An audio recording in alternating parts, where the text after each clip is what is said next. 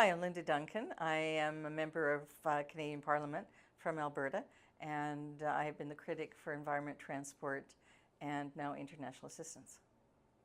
We have had a shift in governments in Canada, and so we haven't increased at least the voicing of support for the Sustainable Development Goals.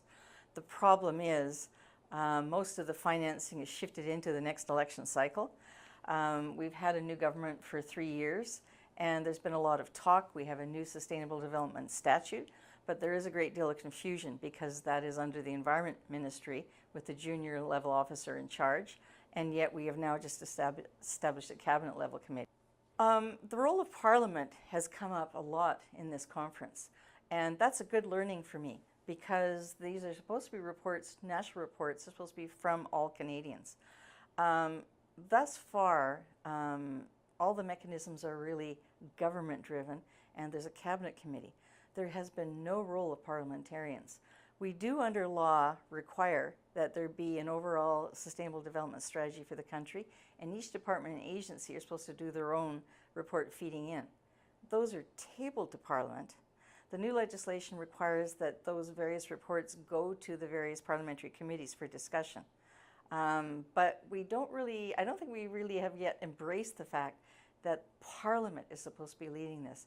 The Government of Canada have decided that they've chosen what the priority goals are out of the 17. But I think it's really important for us to know, I think it's 169 sub-goals. I hear that maybe the Netherlands or another country have actually identified icons for each one of those sub-ones. And I think the devil's in the details.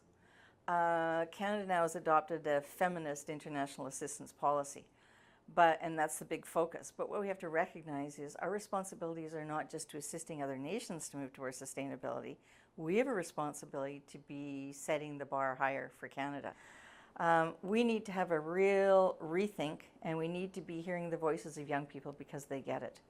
We've invested billions of dollars in infrastructure that is based on supplying centralized energy from coal-fired power and now maybe gas to provide isolated communities, to provide everyone.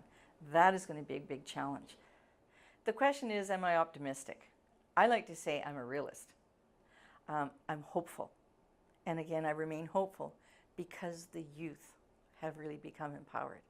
The problem is they aren't given yet the tools to be able to exercise that voice. I think the youth have made that very clear at this conference. I hear it at the climate COPs. I hear it in the local government, the national government in Canada. There are a lot of doomsaying, oh, it's too late, we're not going to be able to address climate change. I don't believe that, but I think that what we have to do is we have to have people rising up. Our biggest challenge is against cynicism.